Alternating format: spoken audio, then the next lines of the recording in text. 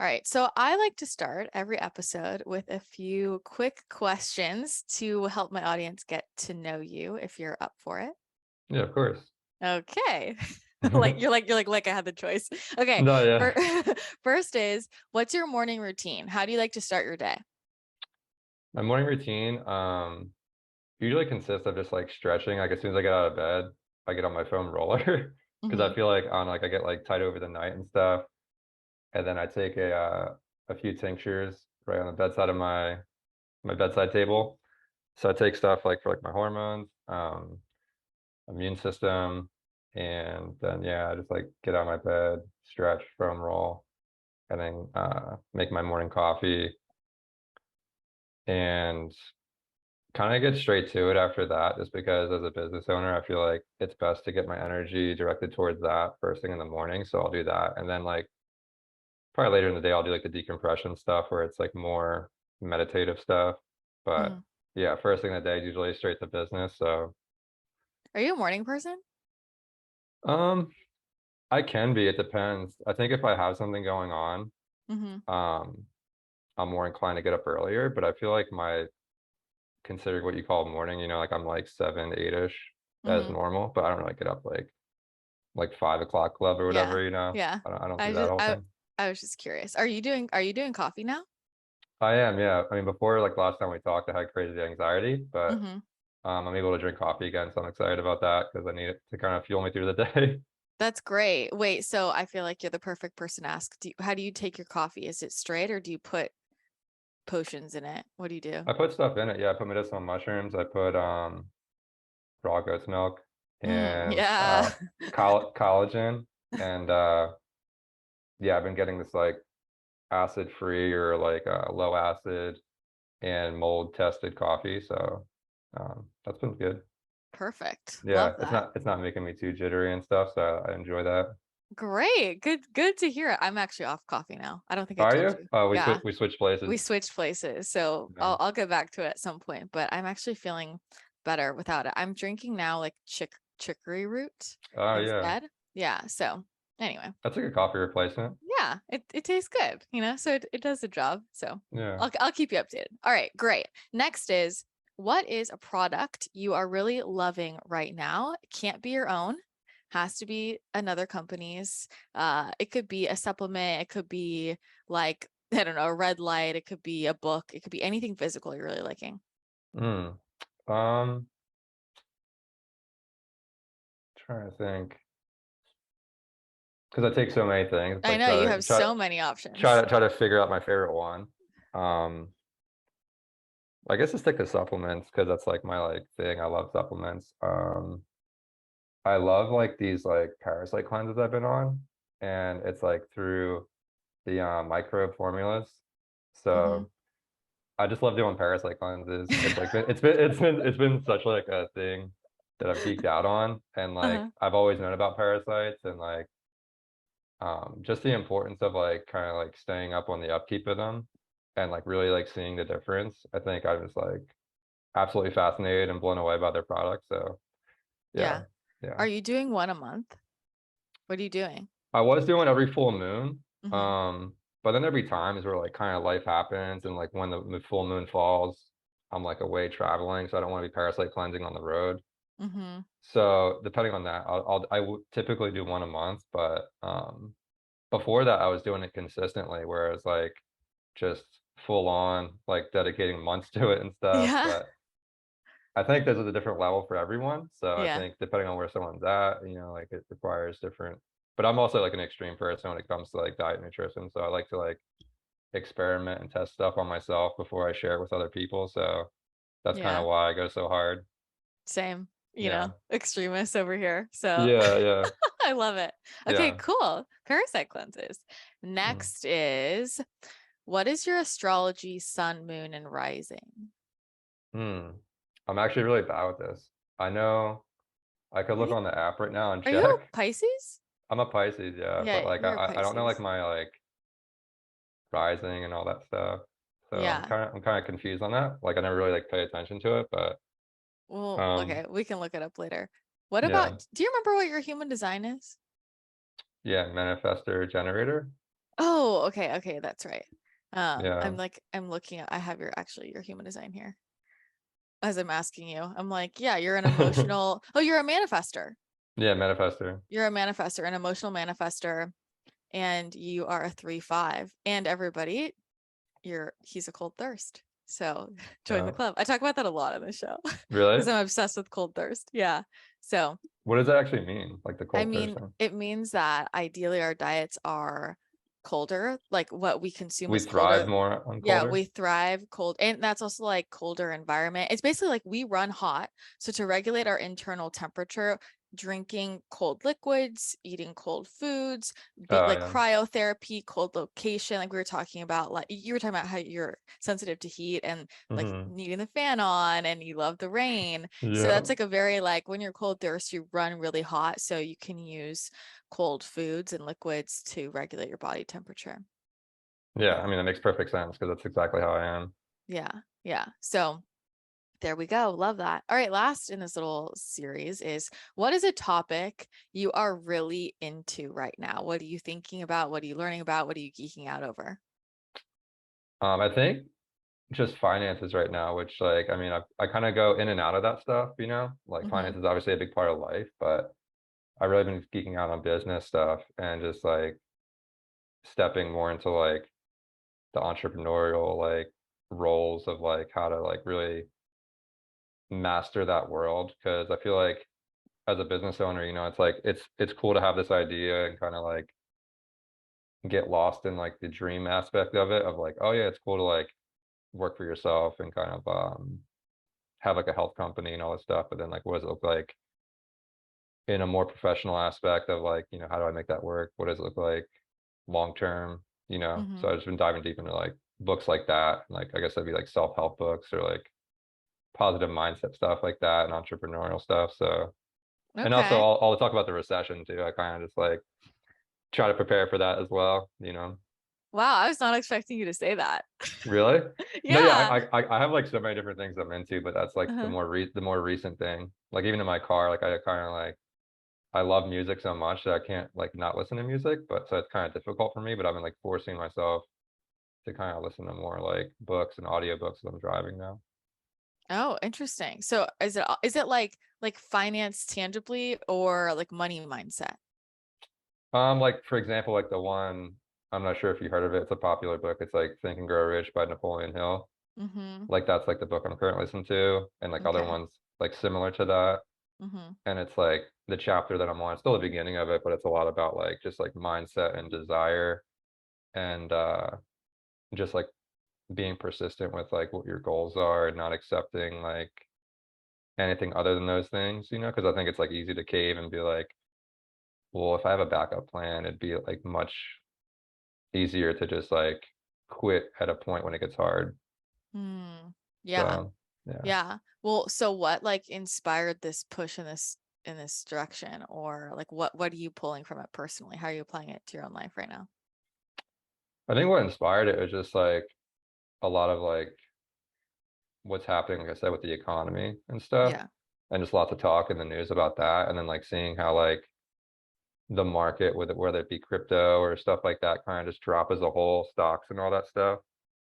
Um, so that kind of inspired me to kind of like educate myself on more like what like people have done before, and Mm-hmm. it's like long lasting success practices.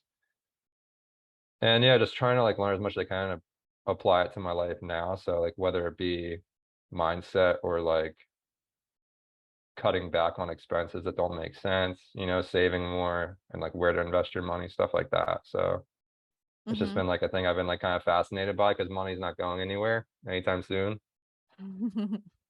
So yeah, it's been interesting and it's exciting because I kind of geek out on it now. I don't know. I mean, we could all just ascend, become light beings, then maybe we don't need money anymore, you know? No, I know that'd be awesome. I would love that, but I would love that too. unfortunately I'm stuck in this physical body for a while. Or not unfortunately, but you know what I mean. We'll see. We'll see about that. You know, all those supplements might raise your frequency so high that you can Transcend. pop out. Yeah, you can transcend a little sooner. You know, well, I want to talk about like how you got here because you have such an incredible story and such a Yeah. strong why, for why you started your company and why you do what you do. Like the passion behind it is so clear and embodied. And I want you to go back to like, how did you, because I know it stemmed from injury. So take us Hmm. back to like what happened and what led you to starting plants basically. Okay. Well, yeah, even before that, I feel like I've always had kind of a sense for like something was wrong with like nutrition and like just my upbringing and stuff. Kind of like a pretty grew up in like a gnarly household where my parents were like sick and overweight, and I saw a lot of disease as a kid, like cancer and heart disease and diabetes and all that stuff. So that kind of was always in the back of my mind. But it wasn't until like later in my life when I've been riding like professionally for like a decent amount of time at this point, and like I hurt my back.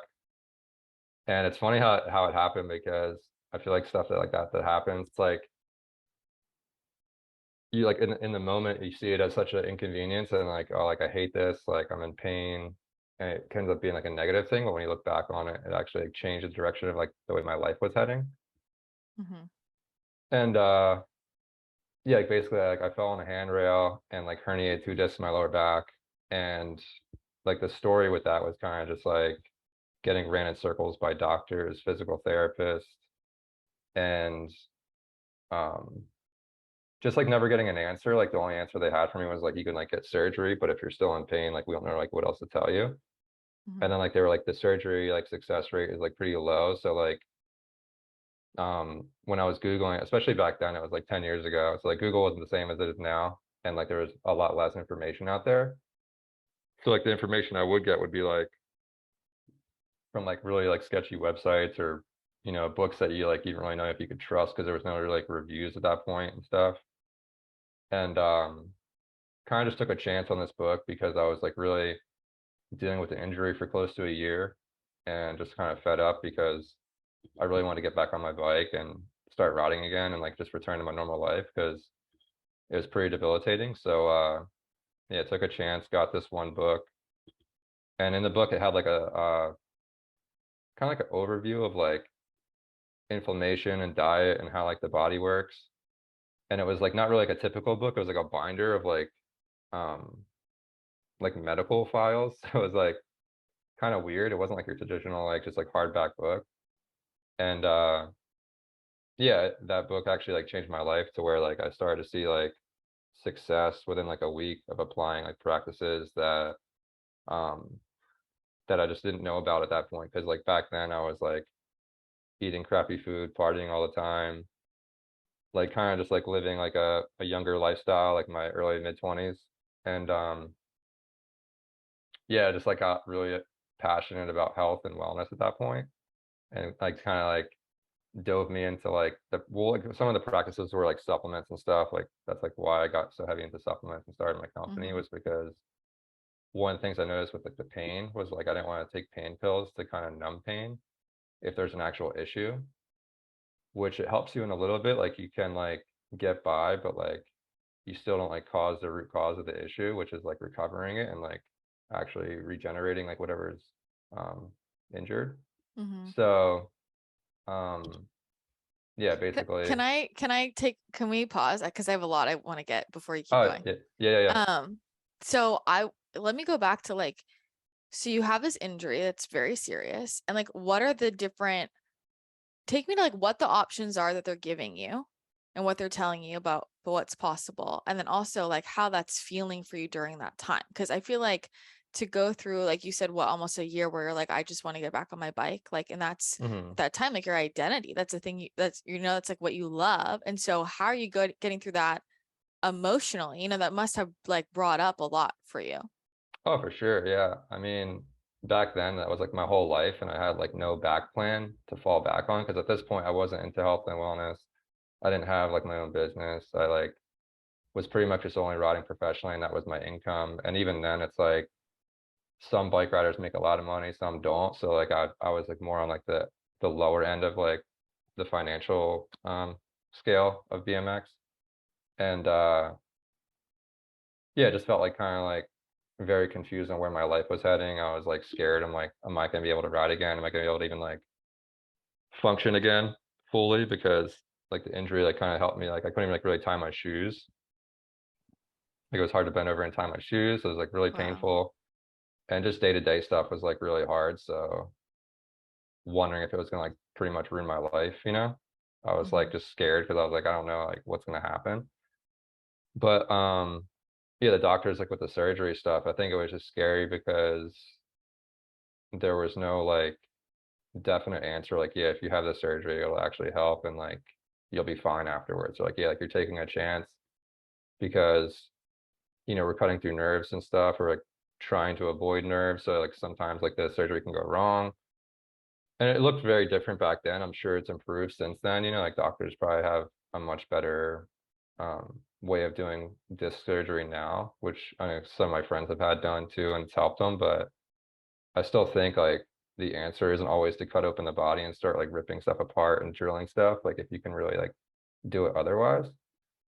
And that's what I've learned about um, just like health and wellness through my journey is like there is stuff that's kind of unnecessary that happens in the medical field that you can avoid. That's just more of like it's unfortunate that it's a business for people like that. Hmm. And yeah, I'm just glad I took the opportunity to like really bet on myself and recover in a way that I like I didn't need surgery. And it was one of those things that like yes, there's people who get in like serious accidents who actually like need surgery, but in my case I didn't. So no one's going to sit there and explain that to somebody. I think it's just something you have to figure out and like kind of weigh out your own options. And most people don't have the education to do so. So Hmm. Well, I think also the other side, like that I'm most fascinated by is I think our bodies can regenerate so much more than we give them credit for. Like I think there's a yeah, lot of things that we're told or we learn scientifically like this can't heal. Like, yeah, yeah, surgery or nothing. And totally obviously like we need, surgeries for we yeah, need those to exist and that is very handy, but I think there's a lot of stuff that can heal and can regenerate even when like the science like we believe or like people believe that it can't, to yeah. be honest, No, exactly. Yeah. And like there's a place for modern medicine, obviously. Yeah, totally. And thank God it exists. It's just that um yeah, when they tell you that's your only option, it's kind of like you I feel like you're peer pressured or like scared into getting a surgery where I think thankfully for whatever was in my mind at that time just didn't allow me to do it. I was just like I had a feeling that I was like there has to be some other option. Like I don't want to get Hmm. a surgery where I'm just really rolling the dice. Hmm. And yeah, I think I was just kind of like just really fed up, and that's probably what drove me to like really just like dive into other alternative ways of healing because had that not happened, I probably would have just been like, yeah, whatever, just cut me open and see what happens. Yeah, I mean, it's scary. So Yeah. tell me, so what was the book? Do you remember what the book was? The book name was like Regenerating a Herniated Disc or something like Oh. that. It was like something basic, and it was like Yeah. it was from a chiropractor in like the middle of the country. Okay, cool. I was like, wow, what a creative. I love that. I love when it's Yeah. so like easy. It was just so Um, basic, yeah. And yeah. yeah, actually, like I've been wanting to do something like with that for myself as a business because like I've lived it. So like I've taken like Hmm. what I've experienced plus added to that. So I wanted to Hmm. do something with that eventually too. But yeah, that Yeah, book that'd was be cool. awesome. Yeah, Yeah, it that's helped me a that's lot. amazing. So tell me like more of the like I want specifics. Like what were some of the specific things you did that you pulled from that book? Or even if you learned outside that you were doing that were helping your back. Yeah, so one of the things is just making sure you're doing things in like a correct order because a lot of people when you get thrown a bunch of information, you can just start like um actually doing stuff that in one place could help you, but like actually like harm you if you're doing it like way too early. So for example, like you can't start like core strengthening too early on because that's something that you necessarily need to like build strength and like um it helps like with back support, but you can't do it like as a first step. So like one of the first things that you have to do is like just like really focus on icing and getting the inflammation down, and that be through diet, stretching, ice, and supplements and stuff. And that's like where I really fell in love with the supplement part because when I started to take stuff, which I use now in my products, which is like white willow bark, it acts as like a natural anti-inflammatory that pharmaceuticals use. It's just like an isolate of that constituent in like that plant. And taking something like that can like really like get your inflammation down, that's not toxic like a pharmaceutical that's like harming your stomach and liver at the same time, while improving your diet and hydrating, um, really helps to get you out of pain like quicker than as if you took a pharmaceutical and just kept eating the same way you did and not stretching. And like that's like the more like traditional route, which modern medicine kind of tells you to do. Like, here, just take this and this will help your pain. But like once the pain pill has kind of run its cycle, it's like you're right back to where you started, type of thing. Yeah. So white willow bark, any other fan faves? Oh yeah, like obviously turmeric's a big one for Mm-hmm. people, like curcumin. Um, they had another one that was devil's claw. Devil's claw is a Oh, good one. whoa, never heard of that. Yeah, yeah. Strange name, but it's because it has like a claw that looks like the plant looks like it's almost like a rose plant where like the thorns, so it looks like a Okay. hand. Okay. And yeah, there's a bunch of them, but there's like the three main ones that I think like to focus on. Okay. And like meadowsweet's a good one, but that's one like I kind of added. Meadowsweet's like another plant that's really good for inflammation and blood flow and stuff. But yeah, doing that stuff early on to then get you to a point to when you can actually like stretch more and exercise. And then they had a bunch of other therapies like the exercise balls, you know those things? Like you could Mm-hmm. like sit on those and like you bounce for like a couple minutes a day, and it helps like kind of Mm-hmm. like get blood and air, or not air, blood and oxygen to like the disc, because it's like a poor blood flow there to help regenerate it. And what else was there? There's a bunch of stuff, but it's like there's like the mini trampoline thing, like it's like almost the same thing where it's like you rebound in the morning, and that's kind of like Mm-hmm. people do that now just for like lymphatic pumps, but that's another good one for your disc. And obviously yoga's amazing. Like I got into yoga pretty heavy when I started doing all this stuff. Mm-hmm. And yeah, just like removing stuff from your diet that's inflammatory, like high sugar diets, and like kind of cutting back on carbohydrates and stuff, things of that Okay, nature. you're making that sound so basic, like not a high sugar diet. I want to know what you did. Because No, you're yeah, like, yeah. well, what were your dietary shifts? Well, I mean, like I kind of went off the deep end at that point because Exactly. yeah, like so like when I got into it, it was also new to me. So I was like very fascinated by what was happening, and like the way I was able to get out of pain and kind of, I wouldn't say heal myself immediately, but like I started to like see improvements in my recovery journey. Mm-hmm. Um, just made me like dive pretty deep into all the stuff I was doing. So like it was also new and fascinating, and I would get into like the nutrition part pretty heavy. And from yoga, it kind of like cascaded down to like plant-based diet, to then veganism, and then to raw veganism, and then to like juicing and cleansing pretty heavy, and like almost like fruitarian. And I know you can relate to that because you've been on that Yeah. journey as well. So I think a lot of people find themselves there when they find out about like vegan stuff.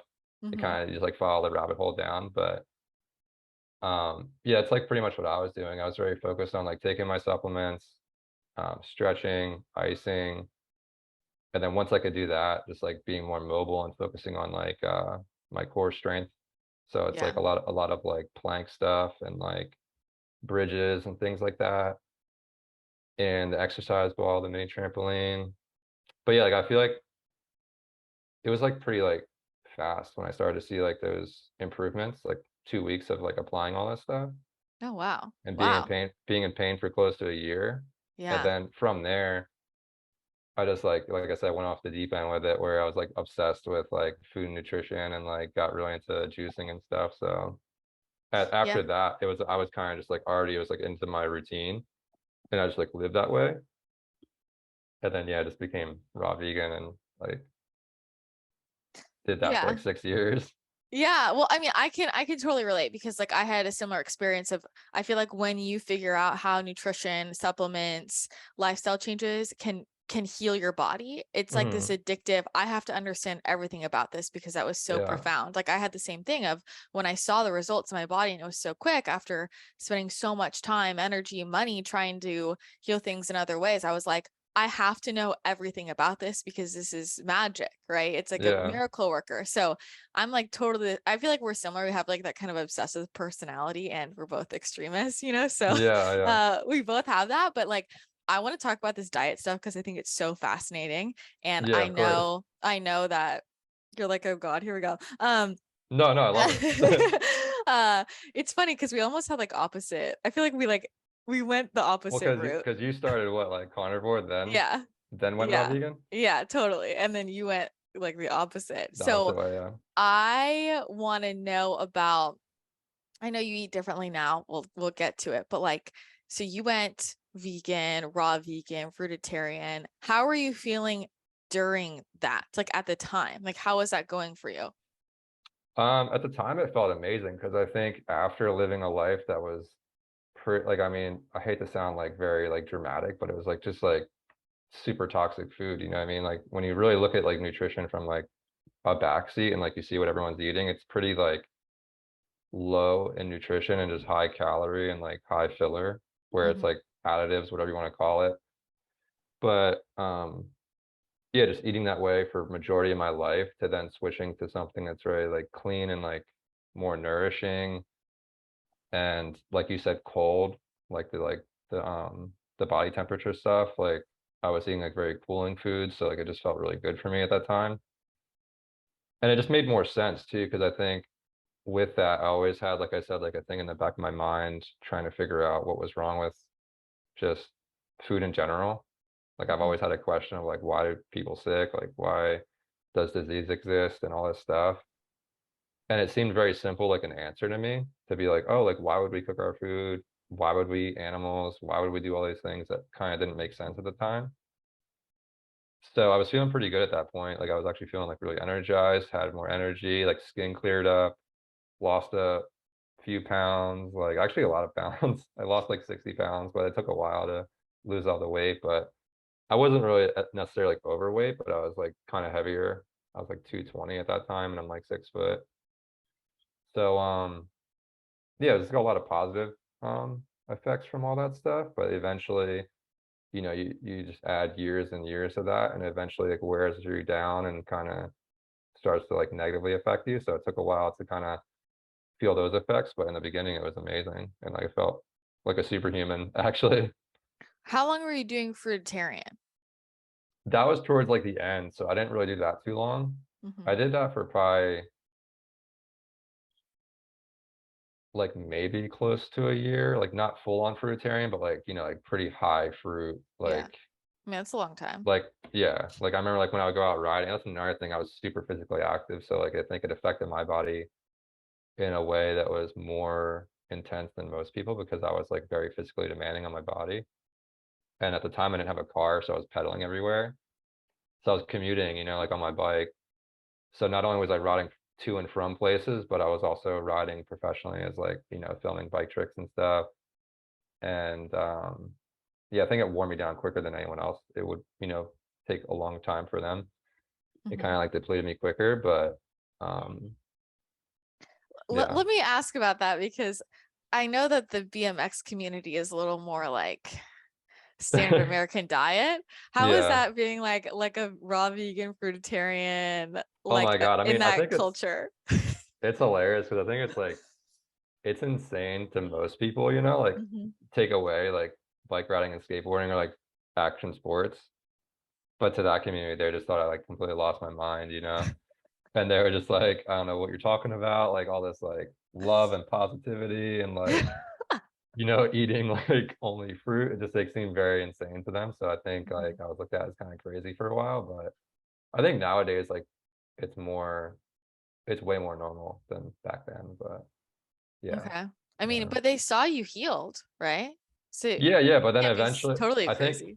I think there was like a peak in like the scale, like I healed myself and then I kind of peaked out and I started to like drop down to Mm. where like I lost a bunch of weight. I was looking like super skinny, like very Hmm. malnourished. Like if you see like an actual someone who's like really raw vegan, like super raw and like Yeah. actually not eating stuff behind closed doors, you know, like not sneaking away and eating potatoes or whatever. Like Yeah. if they're truly raw and eating only plants and nuts and seeds and stuff, like they end up being like very skinny and like very like kind of like malnourished looking.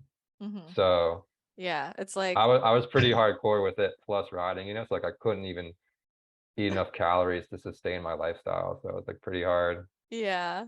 That's like whenever like I go to Peace Pies, my friends and I would always just feel like this is like you'd like look around and you're like, this is the vegan stereotype. Like Yeah, yeah. Yeah, it's it's just like Peace Pies. I know, yeah, it's funny. It's funny because I actually worked there too for a while. I know. That's Yeah. what's hilarious about it, you know? Okay, so then what were the negative effects you were feeling, and then where did you go from there? So the negative effects is like super tired all the time. Like I ended up like being like very dependent on coffee, like to the point to where I'd be drinking it not just like to get up in the morning, but like all day long to kind of sustain my energy levels. And eventually like hormone stuff, which is kind of more of like a sensitive thing, but just like you know, like as a male, like not being sexually active, just like not having any desire to do it. And yeah, just having like super low testosterone, no drive, no energy, just like a array of deficiencies that I didn't really know I had until I got blood work done. And then the doctor is like, yeah, like what are you doing like with your diet? You know, like kind of like just asked me like straight up like are you like eating proper like nutrition and all that stuff? And I'm like, yeah, I'm actually vegan. And I like went off like talking about all the stuff that I'm doing that I thought was good for me. She's like, yeah, I don't know if that's like really helping you. And like maybe it helped in the beginning, but now you're kind of like you need to like switch your diet a bit and like take supplements that are going to help improve these deficiencies you have. Mm. So yeah, it was pretty gnarly. Were you ready to take that information, or like how did you respond when your doctor No, said yeah, that? I was like pretty heartbroken at the time because like I was still in the mindset of believing what I was doing was true and like Hmm. helping me. So I think it took a while to let that really actually sink in Hmm. that like all the stuff I was doing and convinced I was doing was like actually healthy, was actually unhealthy. And I think for the first time then I had to expose myself to like other information that I wasn't like, because I feel like in like the nutrition world, you can kind of like, you can focus on like whatever echo chamber you want and like kind of stick Yeah. to that. And I feel like I had to like listen to the opposite side for the first time, which I was always like, you know, like it's always a battle like of us versus them type of thing where it's like keto versus paleo versus whatever. Hmm. Um, yeah, I actually had to like listen to other information and kind of like just see what else was out there and kind of like figure out what nutrition like should look like as like a more holistic picture. And I thought that the vegan was that, but I then came to realize that like when you like look at veganism, it kind of disregards like history and like the way people have eaten for a very long time. And I hate to even say it now because I feel like especially now it's like so popular, but like ancestral eating type of thing, where I feel Hmm. like the word's been thrown around so much to the point to where it almost like loses its meaning. But yeah, like just like seeing what like our ancestors did and like how they ate compared to like how we eat now. And it becomes very apparent once you start to do that. But at the time, yeah, I was like pretty heartbroken about like the news. So Well, but that's the problem though, is people talk about ancestral eating, but depending on who you're asking or whose book you're reading, ancestral eating mhm, is something totally different. So then for it's like, everyone, yeah. yeah, well then what's ancestral eating? Like what part of the world are we talking about? You know, like and do we even have the history correct? Like and there's the whole like blue zones, but then like oh the blue zones are cherry picked and like, you know, all that stuff back and forth. So what do you feel like is ancestral eating? What does that mean to you? I feel like to me, like so like exactly like you're saying, right? Like it depends on what part of the world you're like living in and all that stuff. I think what I gained from it all, like after like researching history, like pretty much every diet possible, um, and then just like taking like science and all that stuff and like putting it together and just being like, okay, like what would you eat if someone just like threw you in the fire somewhere? Like no civilization, you know, like what would you eat, you know? Because that's like the most logical thing to think about. Like, and I think a lot of people like to argue this, like they're like, oh, well, we don't live in that time period anymore. Like we don't have to do that. Well, it's like, okay, well, still, the only reason why you can exist in society is because people ship food in. Mhm. to you, how would you fend for yourself if you had to by yourself, you know?